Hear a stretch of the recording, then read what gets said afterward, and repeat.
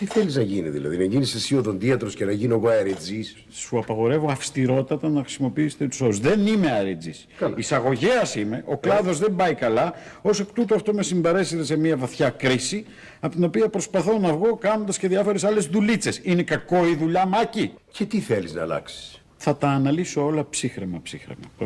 Η σχέση μου με την Αλίκη, Μάκη. Βλέπεις πόσο ψύχρεμος είμαι. Δεν πάει καλά. Πάλι καλά που το κατάλαβες. Η δουλειά μου, Μάκη, δεν πάει καθόλου καλά.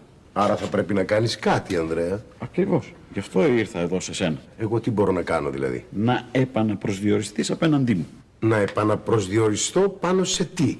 Καταρχήν στον οικονομικό τομέα, να μου δανείσει μια 500 γιατί έχεις πάρα πολύ καιρό να μου δανείσει. Α, είσαι σαλταρισμένος εντελώς, Ναι. Δηλαδή θα σου δώσω 500 χιλιάρικα να πάτε να φας με τις γκόμενες, δεν τα τρώω εγώ με τις δικές μου. Παρακαλώ, ποιες δικές σου? Μία έχεις? Τι μία, καμία δεν έχω. Καμία? Με έδειξε κοινάνση. Δεν σε βλέπω στενοχωρημένο. Εντάξει, στεναχωρήθηκα, τι να